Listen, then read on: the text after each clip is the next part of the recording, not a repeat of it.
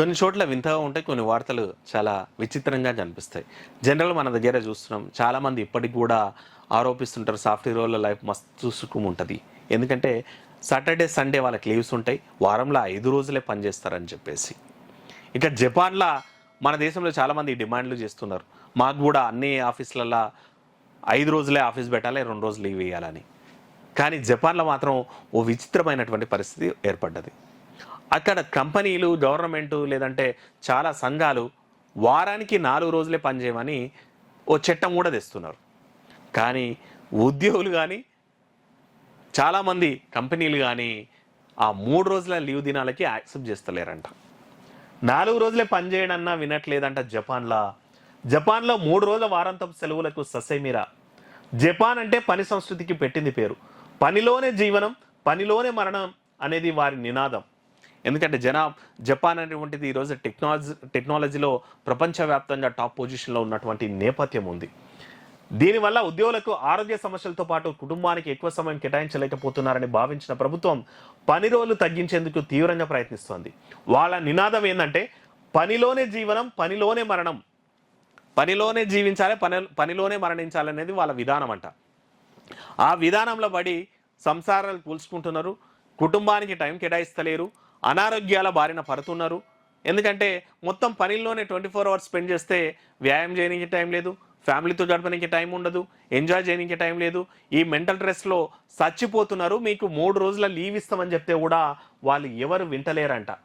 ఇక జపాన్లో కేవలం 8% కంపెనీలే వారానికి 3 నుంచి 4 రోజుల సెలవులను తీసుకునేందుకు ఉద్యోగులను అనుమతిస్తున్నాయి. 7% కంపెనీలు తమ కార్మికులను చట్టబద్ధంగా ఓ రోజు వారాంతం సెలవును అమలు చేస్తున్నాయంట. కంపెనీలు కూడా కొన్ని యాక్సెప్ట్ చేస్తలేవంట. ఎందుకంటే 3 రోజుల పాటు లీవ్ ఇస్తే బిజినెస్ లాస్ అవుతుంది అన్నటువంటిది కూడా. ఎన్నో ప్రోత్సాహకాలు ఇచ్చినా కూడా చాలామంది అయితే హటారా కికాటా కైకాకు పని చేయడంలో సరికొత్త విధానం పేరుతో ప్రచారం ప్రారంభించిన ఇంత చేసిన ప్రభుత్వ ప్రోత్సాహకాలను వినియోగించేందుకు కేవలం 3% కంపెనీలే 3 కంపెనీలే ముందుకు వచ్చినాయంట. ఇక అంటే ఈ 3 రోజుల వారాంతపు సెలవులు ఇస్తే, అంటే వారంలో 4 రోజులే పని దినాలు పెట్టి 3 రోజులే కంపెనీ లీవ్ ఇస్తే, 3 రోజులు లీవ్ ఇస్తే మీకు స్పెషల్ ఎంకరేజ్మెంట్ కూడా చేస్తాం. అంటే ట్యాక్స్ డిడక్షన్స్ కానీ లేకపోతే స్పెషల్ బెనిఫిట్స్ కానీ అవన్నీ ఇస్తామంటే కూడా 3 కంపెనీలే ముందుకు వచ్చినాయి. మన దగ్గర అట్లాంటిది వస్తే మస్తు కంపెనీలు వస్తాయి. పానాసోనిక్ హోల్డింగ్ కార్పొరేషన్లో 3 రోజుల వారాంత సెలవు దినాలు వాడుకునేందుకు 63,000 మంది ఉద్యోగులకు అవకాశం ఇస్తే కేవలం 150 మంది వినియోగించుకున్నారంట. ఇక పానాసోనిక్లో 65,000 మంది ఎంప్లాయీస్ ఉంటారంట. వాళ్ళందరికీ 3 రోజులు మీరు వీకెండ్ తీసుకోవచ్చు అని చెప్తే కేవలం 150 మందే రెస్పాండ్ అయినంట. 150 మంది మాత్రమే మేము 3 రోజుల లీవ్ తీసుకుంటామన్నారంట. ఎందుకంటే తోటి వారి ముందు తక్కువ కాకూడదనే ఉద్దేశంతో సెలవులను అందరూ ఒకేసారి తీసుకునే సంస్కృతి జపాన్ కంపెనీలో ఉందంట. అంటే మనం ఎక్కువ రోజులు లీవ్ తీసుకుంటే తోటల ముందర మనం గలీజ్ అవుతామని చెప్పేసి అంటే ఇజ్జత్ మీద ఉన్నారనమాట జపాన్ వాళ్ళు. చూడాలి మరి మన దగ్గర అట్లాంటిది వస్తే మాత్రం 3 రోజులు కాదురనైనా 4 రోజులు లీవ్ ఇస్తానా సరే మనం హ్యాపీగా ఎంజాయ్ చేస్తామంటారు.